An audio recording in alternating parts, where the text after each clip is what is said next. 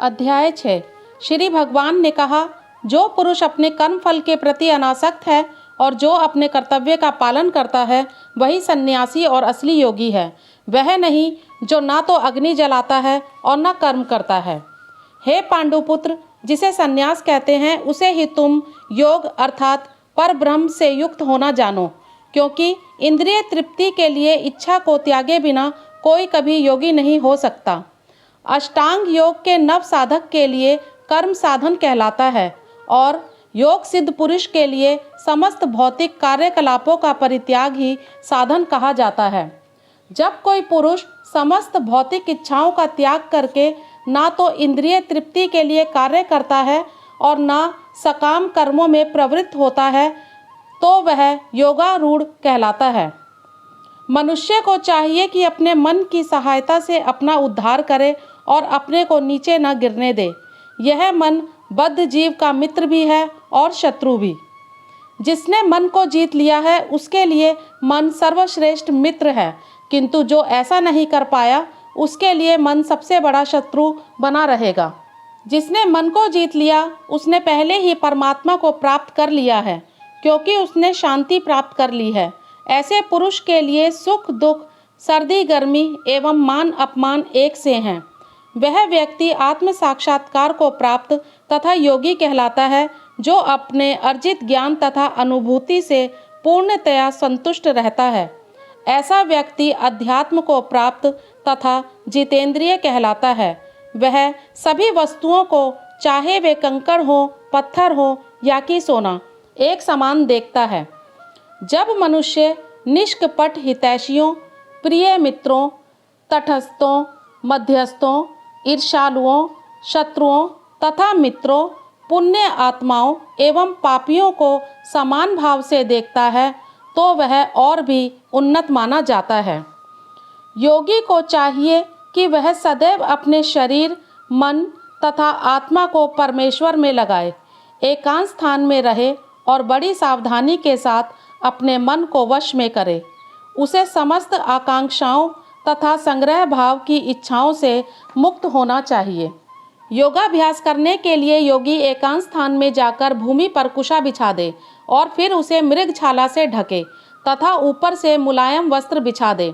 आसन ना तो बहुत ऊंचा हो ना बहुत नीचा, यह पवित्र स्थान में स्थित हो।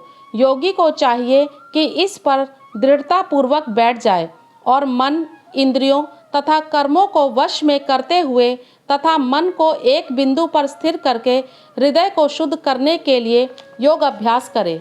योग अभ्यास करने वाले को चाहिए कि वह अपने शरीर, गर्दन तथा सिर को सीधा रखे और नाक के अगले सिरे पर दृष्टि लगाए। इस प्रकार वह अविचलित तथा दमित मन से भय रहित विषय जीवनी से पूर्णतः मुक्त होकर अपने हृदय में मेरा चिंतन करे और मुझे ही अपना चरम लक्ष्य बनाए।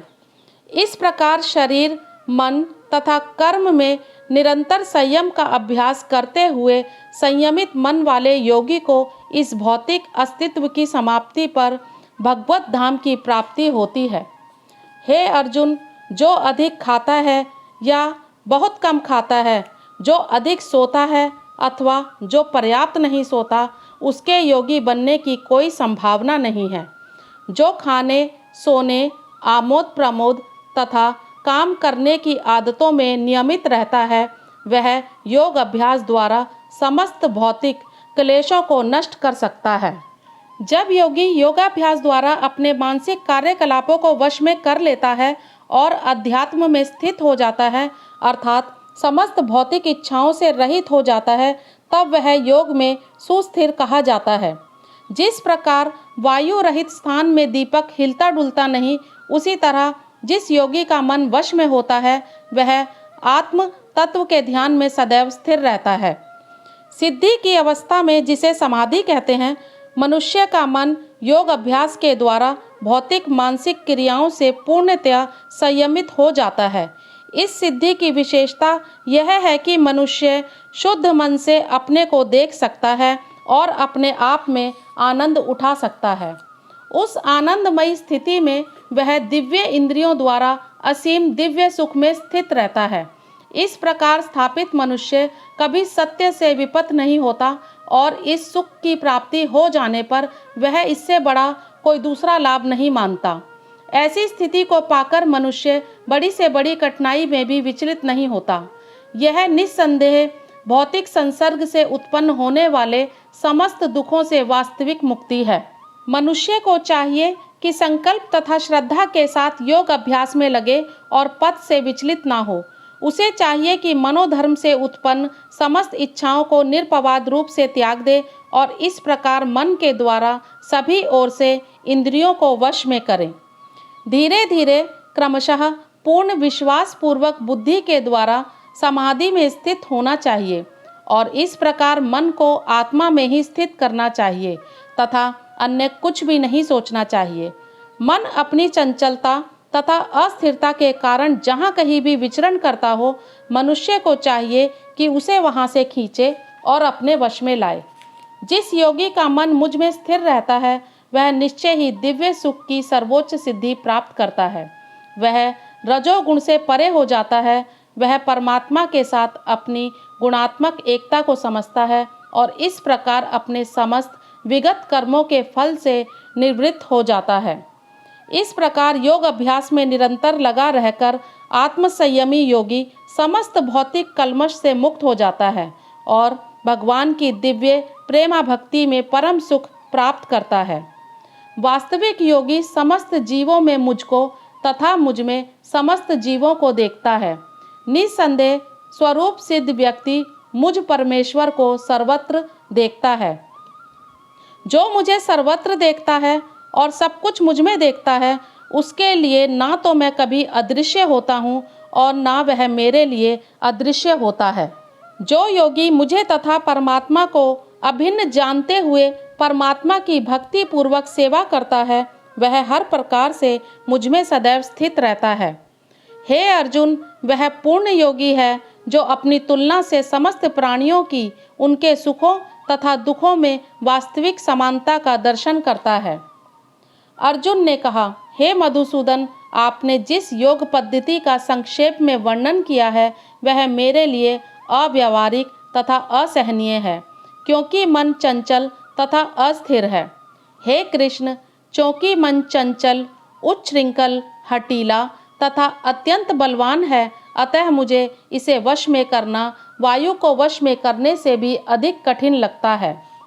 भगवान श्री कृष्ण ने कहा, हे महाबाहु कुंती पुत्र, निस्संदेह मन को वश में करना अत्यंत कठिन है, किंतु उपयुक्त अभ्यास द्वारा, विरक्ति द्वारा ऐसा संभव है।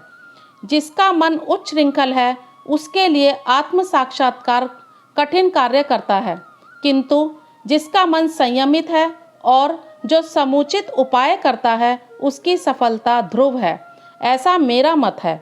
अर्जुन ने कहा, हे कृष्ण, उस असफल योगी की गति क्या है जो प्रारंभ में श्रद्धा पूर्वक आत्म साक्षात्कार की विधि ग्रहण करता है, किंतु बाद में भौतिकता के कारण उससे विचलित हो जाता है और योग सिद्धि को प्राप्त नहीं कर पाता।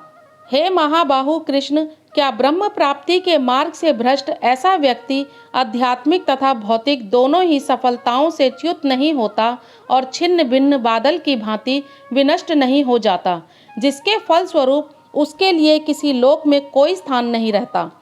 हे कृष्ण, यही मेरा संदेह है और मैं आपसे इसे पूर्णतः दूर करने की प्रार्थना कर रहा हूँ। आपके अतिरिक्त अन्य कोई ऐसा नहीं है जो इस संदेह को नष्ट कर सके।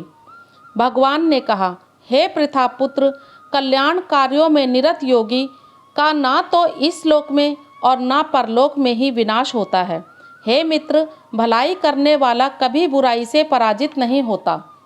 असफल योगी पवित्र आत्माओं के लोकों में अनेकानेक वर्षों तक भोग करने के लिए या तो सदाचारी पुरुषों के परिवार में या कि धनवानों के कुल में जन्म लेता है, अथवा यदि दीर्घ काल तक योग करने के बाद असफल रहे हो तो वह ऐसे योगियों के कुल में जन्म लेता है जो अति बुद्धिमान है। निश्चय ही इस संसार में ऐसा जन्म दुर्लभ है। हे कुरुनंदन, ऐसा जन्म पाकर वह अपने पूर्व जन्म की दैवी चेतना को पुनः प्राप्त करता है और पूर्ण सफलता प्राप्त करने के उद्देश्य से वह आगे उन्नति करने का प्रयास करता है। अपने पूर्व जन्म की दैवी चेतना से वह ना चाहते हुए भी स्वतः योग के नियमों की ओर आकर्षित होता है। ऐसा जिज्ञासु योगी शास्त्रों के अनुष्ठानों से परे स्थित होता है और जब योगी समस्त कल्मश से शुद्ध होकर सच्ची निष्ठा से आगे प्रगति करने का प्रयास करता है तो अंत तो गत्वा अनेकानेक जन्मों के अभ्यास के पश्चात सिद्धि लाभ करके वह परम गंतव्य को प्राप्त करता है। योगी पुरुष तपस्वी से, ज्ञानी से तथा सकाम कर्मी से बढ़कर होता है। अतः हे अर्जुन, तुम सभी प्रकार से योगी बनो और समस्त योगियों में से जो योगी अत्यंत श्रद्धा पूर्वक मेरे परायण है, अपने अंतःकरण में मेरे विषय में सोचता है और मेरी दिव्य प्रेमा भक्ति करता है, वह योग में मुझ में परम अंतरंग रूप में युक्त रहता है और सबों में सर्वोच्च है। यही मेरा मत है। अध्याय 7।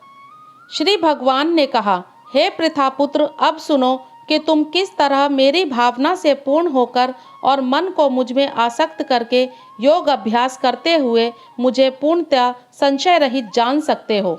अब मैं तुमसे पूर्ण रूप से व्यवहारिक तथा दिव्य ज्ञान कहूँगा। इसे जान लेने पर तुम्हें जानने के लिए और कुछ भी शेष नहीं रहेगा। कई हजार मनुष्य में से कोई एक सिद्धि के लिए प्रयत्नशील होता है और इस तरह सिद्धि प्राप्त करने वालों में से विरला ही कोई एक मुझे वास्तव में जान पाता है। पृथ्वी, जल, अग्नि, वायु, आकाश, मन, बुद्धि तथा अहंकार, ये 8 प्रकार से विभक्त मेरी भिन्ना प्रकृतियां हैं। हे महाबाहु अर्जुन, इनके अतिरिक्त मेरी एक अन्य पराशक्ति भी है जो उन जीवों से युक्त है जो इस भौतिक अपरा प्रकृति के साधनों का विदोहन कर रहे हैं। सारे प्राणियों का उद्गम उन दोनों शक्तियों में है। इस जगत में जो कुछ भी भौतिक तथा आध्यात्मिक है उसकी उत्पत्ति तथा प्रलय मुझे ही जानो। हे धनंजय, मुझसे श्रेष्ठ कोई सत्य नहीं है। जिस प्रकार मोती धागे में गुथे रहते हैं उसी प्रकार सब कुछ मुझ पर ही आश्रित है। हे कुंती पुत्र, मैं जल का स्वाद हूँ, सूर्य तथा चंद्रमा का प्रकाश हूँ, वैदिक मंत्रों में ओमकार हूँ, आकाश में ध्वनि हूँ तथा मनुष्य में सामर्थ्य हूँ। मैं पृथ्वी की आद्य सुगंध और अग्नि की ऊष्मा हूँ। मैं समस्त जीवों का जीवन तथा तपस्वियों का तप हूँ। हे पृथापुत्र, यह जान लो कि मैं ही समस्त जीवों का आदि बीज हूँ, बुद्धिमानों की बुद्धि तथा समस्त तेजस्वी पुरुषों का तेज हूँ। मैं बलवानों का कामनाओं तथा इच्छा से रहित बल हूँ। हे भरत श्रेष्ठ अर्जुन, मैं वह काम हूँ जो धर्म के विरुद्ध नहीं है। तुम जान लो कि मेरी शक्ति द्वारा सारे गुण प्रकट होते हैं, चाहे वे सतोगुण हो, रजोगुण हो या तमोगुण हो। एक प्रकार से मैं सब कुछ हूँ, किंतु हूँ स्वतंत्र। मैं प्रकृति के गुणों के अधीन नहीं हूँ, अपितु वो मेरे अधीन है। तीनों गुणों सतो, रजो तथा तमो के द्वारा मोहग्रस्त यह सारा संसार मुझ गुणातीत तथा अविनाशी को नहीं जानता। प्रकृति के 3 गुणों वाली इस मेरी दैवी शक्ति को पार कर पाना कठिन है, किंतु जो मेरे शरणागत हो जाते हैं वे सरलता से इसे पार कर जाते हैं। जो निपट मूर्ख हैं, जो मनुष्यों में अधम है, जिनका ज्ञान माया द्वारा हर लिया गया है तथा जो असुरों की नास्तिक प्रकृति को धारण करने वाले हैं, ऐसे दुष्ट मेरी शरण ग्रहण नहीं करते। हे भरत श्रेष्ठ, 4 प्रकार के पुण्य आत्मा मेरी सेवा करते हैं, आर्त, जिज्ञासु, अर्थार्थी तथा ज्ञानी। इनमें से जो परम ज्ञानी है और शुद्ध भक्ति में लगा रहता है वह सर्वश्रेष्ठ है, क्योंकि मैं उसे अत्यंत प्रिय हूँ और वह मुझे प्रिय है। निस्संदेह ये सब उदार चेता व्यक्ति हैं, किंतु जो मेरे ज्ञान को प्राप्त है उसे मैं अपने ही समान मानता हूँ। वह मेरी दिव्य सेवा में तत्पर रहकर मुझ सर्वोच्च उद्देश्य को निश्चित रूप से प्राप्त करता है। अनेक जन्म जन्मांतर के बाद जिसे सचमुच ज्ञान होता है वह मुझको समस्त कारणों का कारण जानकर मेरी शरण में आता है। ऐसा महात्मा अत्यंत दुर्लभ होता है। जिनकी बुद्धि भौतिक इच्छाओं द्वारा मारी गई है, वे देवताओं की शरण में जाते हैं और वो अपने अपने स्वभाव के अनुसार पूजा के विशेष विधि विधानों का पालन करते हैं। मैं प्रत्येक जीव के हृदय में परमात्मा स्वरूप स्थित हूँ। जैसे ही कोई किसी देवता की पूजा करने की इच्छा करता है, मैं उसकी श्रद्धा को स्थिर करता हूँ, जिससे वह उसी विशेष देवता की भक्ति कर सके। ऐसी श्रद्धा से समन्वित वह देवता विशेष की पूजा करने का यत्न करता है और अपनी इच्छा की पूर्ति करता है। किंतु वास्तविकता तो यह है कि ये सारे लाभ केवल मेरे द्वारा प्रदत्त हैं। अल्प बुद्धि वाले व्यक्ति देवताओं की पूजा करते हैं और उन्हें प्राप्त होने वाले फल सीमित तथा क्षणिक होते हैं। देवताओं की पूजा करने वाले देवलोक को जाते हैं, किंतु मेरे भक्त अंततः मेरे परम धाम को प्राप्त होते हैं। बुद्धिहीन मनुष्य मुझको ठीक से ना जानने के कारण सोचते हैं कि मैं भगवान कृष्ण पहले निराकार था और अब मैंने इस स्वरूप को धारण किया है। वे अपने अल्प ज्ञान के कारण मेरी अविनाशी तथा सर्वोच्च प्रकृति को जान नहीं पाते। मैं मूर्खों तथा अल्पज्ञों के लिए कभी भी प्रकट नहीं हूँ। उनके लिए तो मैं अपनी अंतरंगा शक्ति द्वारा आच्छादित रहता हूँ। अतः वे ये नहीं जान पाते कि मैं अजन्मा तथा अविनाशी हूँ। हे अर्जुन, श्री भगवान होने के नाते मैं जो कुछ भी भूतकाल में घटित हो चुका है, जो वर्तमान में घटित हो रहा है और जो आगे होने वाला है, वह सब कुछ जानता हूँ। मैं समस्त जीवों को भी जानता हूँ, किंतु मुझे कोई नहीं जानता। हे भरतवंशी, हे शत्रु विजेता, समस्त जीव जन्म लेकर इच्छा तथा घृणा से उत्पन्न द्वंद्वों से मोहग्रस्त होकर मोह को प्राप्त होते हैं। जिन मनुष्यों ने पूर्व जन्मों में तथा इस जन्म में पुण्य कर्म किए हैं और जिनके पाप कर्मों का पूर्णतः उच्छेदन हो चुका होता है, वे मोह के द्वंद्वों से मुक्त हो जाते हैं और वे संकल्प पूर्वक मेरी सेवा में तत्पर होते हैं। जो जरा तथा मृत्यु से मुक्ति पाने के लिए यत्नशील रहते हैं, वे बुद्धिमान व्यक्ति मेरी भक्ति की शरण ग्रहण करते हैं। वे वास्तव में ब्रह्म हैं, क्योंकि वे दिव्य कर्मों के विषय में पूरी तरह से जानते हैं। जो मुझ परमेश्वर को मेरी पूर्ण चेतना में रहकर मुझे जगत का, देवताओं का तथा समस्त यज्ञ विधियों का नियामक जानते हैं, वे अपनी मृत्यु के समय भी मुझ भगवान को जान और समझ सकते हैं। अध्याय 8। अर्जुन ने कहा, हे भगवान, हे पुरुषोत्तम, ब्रह्म क्या है, आत्मा क्या है, सकाम कर्म क्या है, यह भौतिक जगत क्या है तथा देवता क्या है?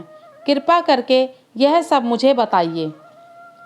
हे मधुसूदन, यज्ञ का स्वामी कौन है और वह शरीर में कैसे रहता है और मृत्यु के समय भक्ति में लगे रहने वाले आपको कैसे जान पाते हैं? भगवान ने कहा, अविनाशी और दिव्य जीव ब्रह्म कहलाता है और उसका नित्य स्वभाव अध्यात्म या आत्म कहलाता है। जीवों के भौतिक शरीर से संबंधित गतिविधि कर्म या सकाम कर्म कहलाती है।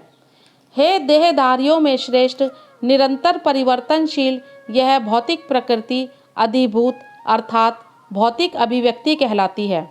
भगवान का विराट रूप, जिसमें सूर्य तथा चंद्र जैसे समस्त देवता सम्मिलित हैं, अधिदेव कहलाता है तथा प्रत्येक देहधारी के हृदय में परमात्मा स्वरूप स्थित मैं परमेश्वर अधियज्ञ अर्थात यज्ञ का स्वामी कहलाता हूँ। और जीवन के अंत में जो केवल मेरे स्मरण करते हुए शरीर का त्याग करता है, वह तुरंत मेरे स्वभाव को प्राप्त करता है। इसमें रंच मात्र भी संदेह नहीं है। हे कुंती पुत्र, शरीर त्यागते समय मनुष्य जिस जिस भाव का स्मरण करता है, वह उस भाव को निश्चित रूप से प्राप्त होता है। अतएव हे अर्जुन, तुम्हें सदैव कृष्ण रूप में मेरा चिंतन करना चाहिए और साथ ही युद्ध करने के कर्तव्य को भी पूरा करना चाहिए। अपने कर्मों को मुझे समर्पित करके तथा अपने मन एवं बुद्धि को मुझ में स्थिर करके तुम निश्चित रूप से मुझे प्राप्त कर सकोगे। हे पार्थ, जो व्यक्ति मेरा स्मरण करने में अपना मन निरंतर लगाए रखकर अविचलित भाव से भगवान के रूप में मेरा ध्यान करता है, वह मुझको अवश्य ही प्राप्त होता है।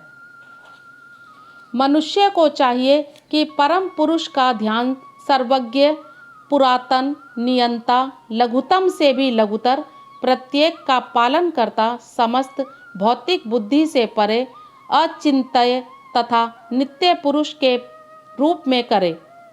वे सूर्य की भांति तेजवान हैं और इस भौतिक प्रकृति से परे दिव्य रूप हैं। मृत्यु के समय जो व्यक्ति अपने प्राण को बाहों के मध्य स्थिर कर लेता है और योग शक्ति के द्वारा अविचलित मन से पूर्ण भक्ति के साथ परमेश्वर के स्मरण में अपने को लगाता है, वह निश्चित रूप से भगवान को प्राप्त होता है। जो वेदों के ज्ञाता हैं, जो ओमकार का उच्चारण करते हैं और जो संन्यास आश्रम के बड़े बड़े मुनि हैं, वे ब्रह्म में प्रवेश करते हैं। ऐसी सिद्धि की इच्छा करने वाले ब्रह्मचर्य व्रत का अभ्यास करते हैं।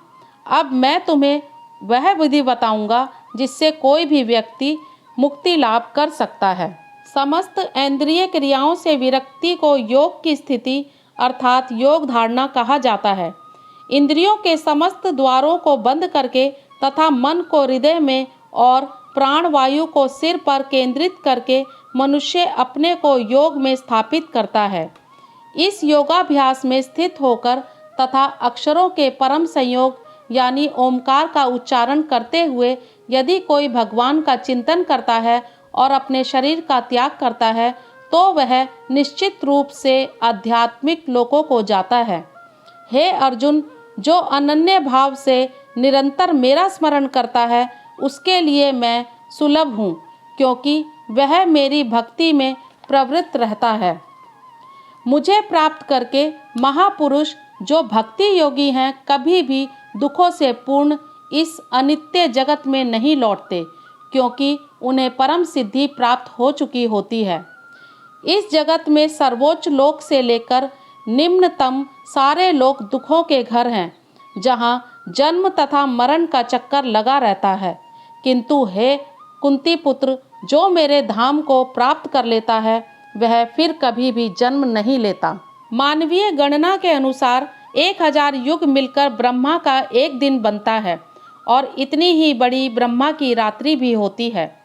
ब्रह्मा के दिन के शुभ आरंभ में सारे जीव अव्यक्त अवस्था में व्यक्त होते हैं और फिर जब रात्रि आती है तो वह पुनः अव्यक्त में विलीन हो जाते हैं।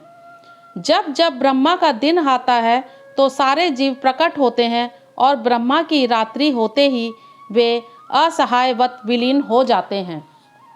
इसके अतिरिक्त एक अन्य अव्यक्त प्रकृति है जो शाश्वत है और इस व्यक्त तथा अव्यक्त पदार्थ से परे है।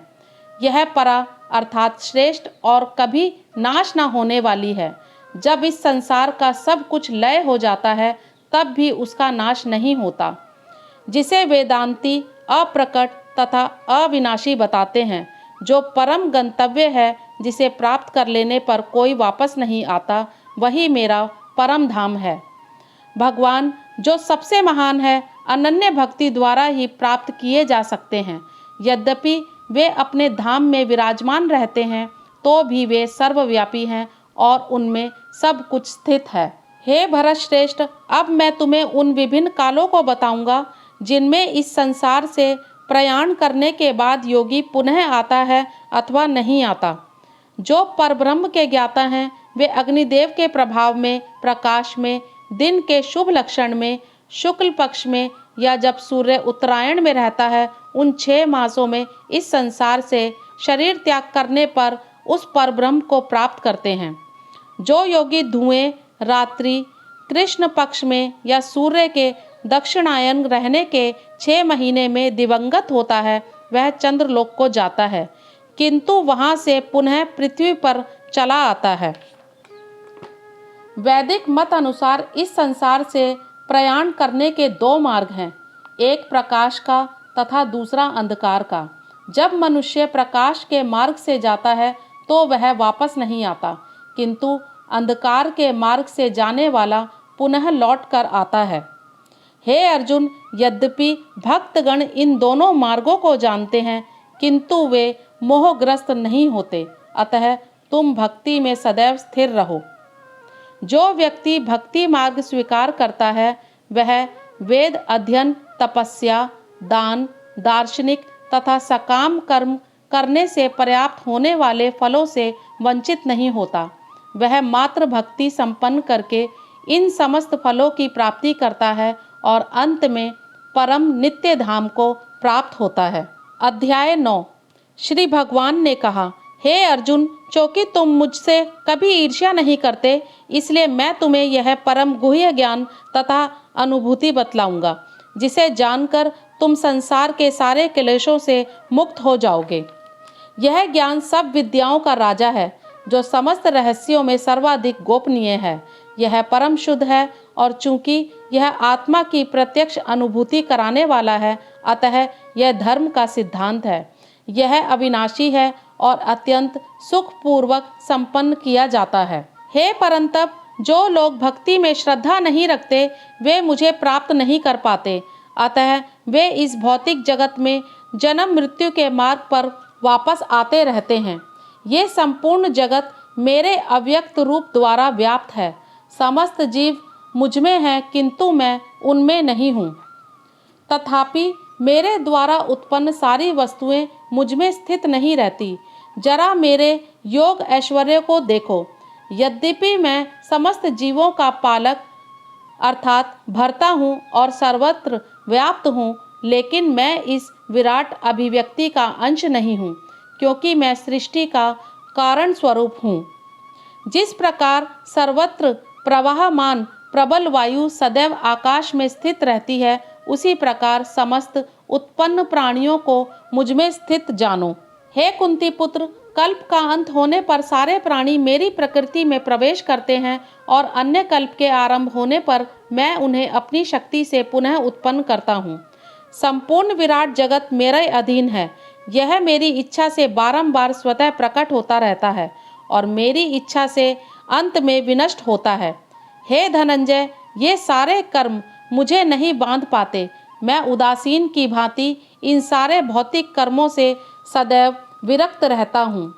हे कुंती पुत्र, यह भौतिक प्रकृति मेरी शक्तियों में से एक है और मेरी अध्यक्षता में कार्य करती है, जिससे सारे चर तथा अचर प्राणी उत्पन्न होते हैं। इसके शासन में यह जगत बारंबार सृजित और विनष्ट होता रहता है। जब मैं मनुष्य रूप में अवतरित होता हूँ, तो मूर्ख मेरा उपहास करते हैं। वे मुझ परमेश्वर के दिव्य स्वभाव को नहीं जानते। जो लोग इस प्रकार मोहग्रस्त होते हैं, वे आसुरी तथा नास्तिक विचारों के प्रति आकृष्ट रहते हैं। इस मोहग्रस्त अवस्था में उनकी मुक्ति आशा, उनके सकाम कर्म तथा ज्ञान का अनुशीलन सभी निष्फल हो जाते हैं। हे पार्थ, मोह मुक्त महात्मा जन दैवी प्रकृति के संरक्षण में रहते हैं।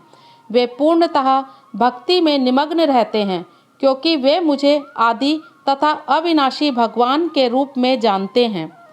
ये महात्मा मेरी महिमा का नित्य कीर्तन करते हुए दृढ़ संकल्प के साथ प्रयास करते हैं। मुझे नमस्कार करते हुए भक्ति भाव से निरंतर मेरी पूजा करते हैं। अन्य लोग जो ज्ञान के अनुशीलन द्वारा यज्ञ में लगे रहते हैं, वे भगवान की पूजा उनके अद्वितीय रूप में, विविध रूपों में तथा विश्व रूप में करते हैं। किंतु मैं ही कर्मकांड, मैं ही यज्ञ, पितरों को दिया जाने वाला तर्पण, औषधि, दिव्य ध्वनि, घी, अग्नि तथा आहुति हूँ। मैं इस ब्रह्मांड का पिता, माता, आश्रय तथा पितामह हूँ। मैं जानने योग्य शुद्धिकर्ता तथा ओमकार हूँ। मैं ऋग्वेद, सामवेद तथा यजुर्वेद भी हूँ। मैं ही लक्ष्य, पालनकर्ता, स्वामी, साक्षी, धाम, शरणस्थली तथा अत्यंत प्रिय मित्र हूँ। मैं सृष्टि तथा प्रलय, सबका आधार, आश्रय तथा अविनाशी बीज भी हूँ। हे अर्जुन, मैं ही ताप प्रदान करता हूँ और वर्षा को रोकता तथा लाता हूँ। मैं अमरत्व हूँ और साक्षात मृत्यु भी हूँ। आत्मा तथा पदार्थ दोनों मुझ ही में है। जो वेदों का अध्ययन करते तथा सोमरस का पान करते हैं, वे स्वर्ग प्राप्ति की गवेषणा करते हुए अप्रत्यक्ष रूप से मेरी पूजा करते हैं। वे पाप कर्मों से शुद्ध होकर इंद्र के पवित्र स्वर्गिक धाम में जाते हैं, जहाँ वे देवताओं का सा आनंद भोगते हैं। इस प्रकार जब वे विस्तृत स्वर्गिक इंद्रिय सुख को भोग लेते हैं और उनके पुण्य कर्मों के फल क्षीण हो जाते हैं, तो वे इस मृत्यु लोक में पुनः लौट आते हैं। इस प्रकार जो तीनों वेदों के सिद्धांतों में दृढ़ रहकर इंद्रिय सुख की गवेषणा करते हैं, उन्हें जन्म मृत्यु का चक्र ही मिल जाता है। किंतु जो लोग अनन्य भाव से मेरे दिव्य स्वरूप का ध्यान करते हुए निरंतर मेरी पूजा करते हैं, उनकी जो आवश्यकताएं होती हैं उन्हें मैं पूरा करता हूँ और जो कुछ उनके पास है उसकी रक्षा करता हूँ। हे कुंती पुत्र, जो लोग अन्य देवताओं के भक्त हैं और उनकी श्रद्धा पूर्वक पूजा करते हैं, वास्तव में वे भी मेरी ही पूजा करते हैं, किंतु वे यह त्रुटिपूर्ण ढंग से करते हैं। मैं ही समस्त यज्ञों का एकमात्र भोक्ता तथा स्वामी हूँ। अतः जो लोग मेरे वास्तविक दिव्य स्वभाव को नहीं पहचान पाते, वे नीचे गिर जाते हैं। जो देवताओं की पूजा करते हैं, वे देवताओं के बीच जन्म लेंगे। जो पितरों को पूजते हैं, वे पितरों के पास जाते हैं। जो भूत प्रेतों की उपासना करते हैं, वे उन्हीं के बीच जन्म लेते हैं। और जो मेरी पूजा करते हैं, वे मेरे साथ निवास करते हैं। यदि कोई प्रेम तथा भक्ति के साथ मुझे पत्र, पुष्प, फल या जल प्रदान करता है, तो मैं उसे स्वीकार करता हूँ। हे कुंती पुत्र, तुम जो कुछ करते हो, जो कुछ खाते हो, जो कुछ अर्जित करते हो या दान देते हो और जो भी तपस्या करते हो, उसे मुझे अर्पित करते हुए करो। इस तरह तुम कर्म के बंधन तथा उसके शुभ अशुभ फलों से मुक्त हो सकोगे। इस संन्यास संयोग में अपने चित्त को स्थिर करके तुम मुक्त होकर मेरे पास आ सकोगे। मैं ना तो किसी से द्वेष करता हूँ, ना ही किसी के साथ पक्षपात करता हूँ। मैं सबों के लिए संभाव हूँ, किंतु जो भी भक्ति पूर्वक मेरी सेवा करता है, वह मेरा मित्र है, मुझ में स्थित रहता है और मैं भी उसका मित्र हूँ। यदि कोई जघन्य से जघन्य कर्म करता है, किंतु यदि वह भक्ति में रत रहता है, तो उसे साधु मानना चाहिए, क्योंकि वह अपने संकल्प में अडिग रहता है। वह तुरंत धर्मात्मा बन जाता है और स्थायी शांति को प्राप्त होता है। हे कुंती पुत्र, निडर होकर घोषणा कर दो कि मेरे भक्त का कभी विनाश नहीं होता है। हे पार्थ, जो लोग मेरी शरण ग्रहण करते हैं, वे भले ही निम्न जन्मा स्त्री, वैश्य तथा शूद्र क्यों ना हो, वे परम धाम को प्राप्त करते हैं। फिर धर्मात्मा ब्राह्मणों, भक्तों तथा राज ऋषियों के लिए तो कहना ही क्या। अतः इस क्षणिक दुखमय संसार में आ जाने पर मेरी प्रेमा भक्ति में अपने आप को लगाओ। अपने मन को मेरे नित्य चिंतन में लगाओ। मेरे भक्त बनो, मुझे नमस्कार करो और मेरी ही पूजा करो। इस प्रकार मुझ में पूर्णतया तल्लीन होने पर तुम निश्चित रूप से मुझको प्राप्त होगे। अध्याय 10। श्री भगवान ने कहा, हे महाबाहु अर्जुन, और आगे सुनो। क्योंकि तुम मेरे प्रिय सखा हो, अतः मैं तुम्हारे लाभ के लिए ऐसा ज्ञान प्रदान करूँगा जो अभी तक मेरे द्वारा बताए गए ज्ञान से श्रेष्ठ होगा। ना तो देवतागण मेरी उत्पत्ति या ऐश्वर्य को जानते हैं और न महर्षिगण ही जानते हैं, क्योंकि मैं सभी प्रकार से देवताओं और महर्षियों का भी कारण स्वरूप हूँ। जो मुझे अजन्मा अनादि समस्त लोकों के स्वामी के रूप में जानता है, मनुष्यों में केवल वही मोह रहित और समस्त पापों से मुक्त होता है।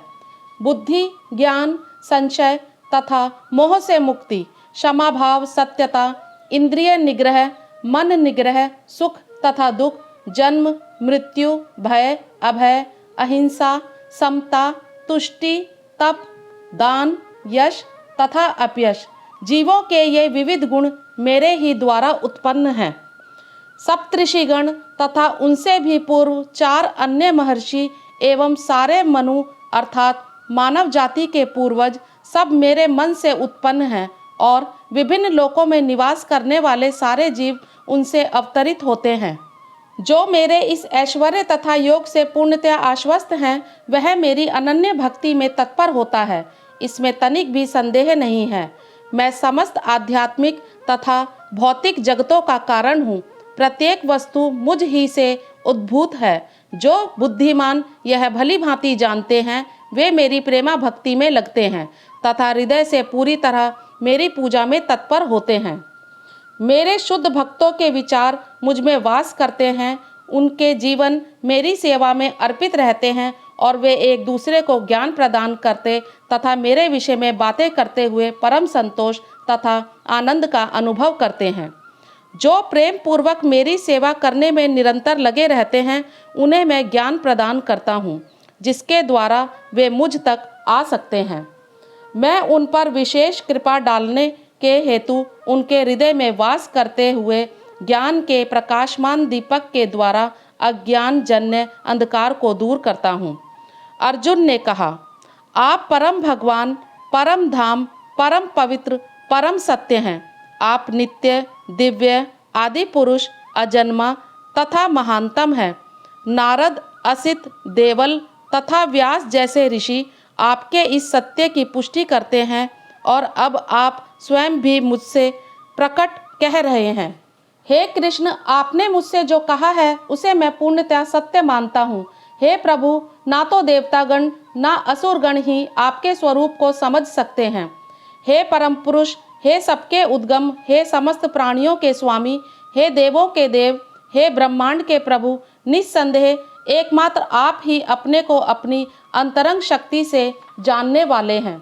कृपा करके विस्तार पूर्वक मुझे अपने उन दैवी ऐश्वर्यों को बताएं, जिनके द्वारा आप इन समस्त लोकों में व्याप्त हैं। हे कृष्ण, हे परम योगी, मैं किस तरह आपका निरंतर चिंतन करूं और आपको कैसे जानूं? हे भगवान, आपका स्मरण किन किन रूपों में किया जाए?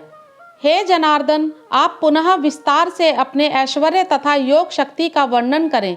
मैं आपके विषय में सुनकर कभी तृप्त नहीं होता हूँ, क्योंकि जितना ही आपके विषय में सुनता हूँ, उतना ही आपके शब्द अमृत को चखना चाहता हूँ।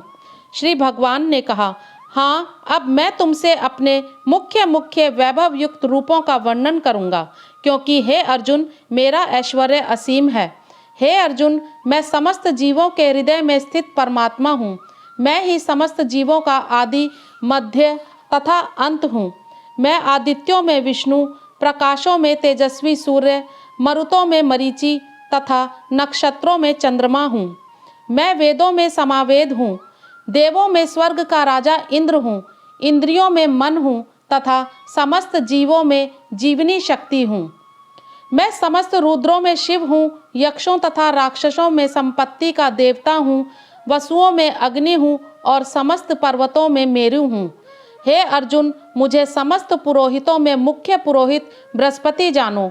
मैं ही समस्त सेना नायकों में कार्तिकेय हूँ और समस्त जलाशयों में समुद्र हूँ। मैं महर्षियों में भृगु हूँ, वाणी में दिव्य ओमकार हूँ, समस्त यज्ञों में पवित्र नाम का कीर्तन तथा समस्त अचलों में हिमालय हूँ। मैं समस्त वृक्षों में अश्वत्थ वृक्ष हूँ और देवर्षियों में नारद हूँ। मैं गंधर्वों में चित्ररथ हूँ और सिद्ध पुरुषों में कपिल मुनि हूँ।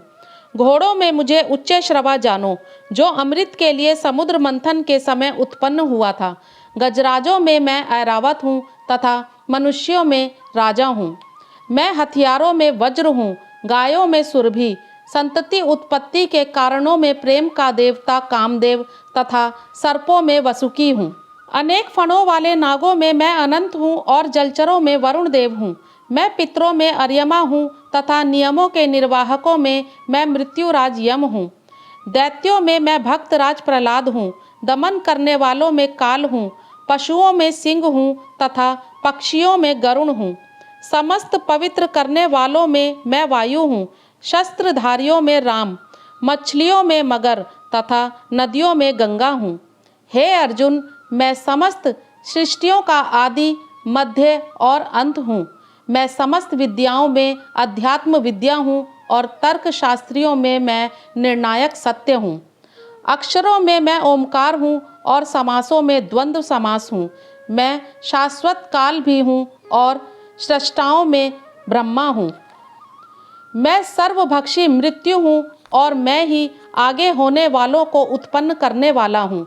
स्त्रियों में मैं कीर्ति, श्री, वाक, स्मृति, मेघा, धृति तथा क्षमा हूँ। मैं सामवेद के गीतों में बृहत साम हूँ और छंदों में गायत्री हूँ। समस्त महीनों में मैं मार्गशीर्ष तथा समस्त ऋतुओं में फूल खिलाने वाली वसंत ऋतु हूँ। मैं छलियों में जुआ हूँ और तेजस्वियों में तेज हूँ। मैं विजय हूँ, साहस हूँ और बलवानों का बल हूँ। मैं वृष्णि वंशियों में वासुदेव और पांडवों में अर्जुन हूँ। मैं समस्त मुनियों में व्यास तथा महान विचारकों में उष्णा हूँ। अराजकता को दमन करने वाले समस्त साधनों में से मैं दंड हूँ और जो विजय के आकांक्षी हैं उनकी मैं नीति हूँ। रहस्यों में मैं मौन हूँ और बुद्धिमानों में ज्ञान हूँ। यही नहीं, हे अर्जुन, मैं समस्त सृष्टि का जनक बीज हूँ। ऐसा चर तथा अचर कोई भी प्राणी नहीं जो मेरे बिना रह सके। हे परंतप, मेरी दैवी विभूतियों का अंत नहीं है। मैंने तुमसे जो कुछ कहा वह तो मेरी अनंत विभूतियों का संकेत मात्र है। तुम जान लो कि सारा ऐश्वर्य, सौंदर्य तथा तेजस्वी सृष्टियाँ मेरे तेज के एक स्फुलिंग मात्र से उद्भूत हैं। किंतु हे अर्जुन, इस सारे विशद ज्ञान की आवश्यकता क्या है? मैं तो अपने एक अंश मात्र से संपूर्ण ब्रह्मांड में व्याप्त होकर इसको धारण करता हूँ।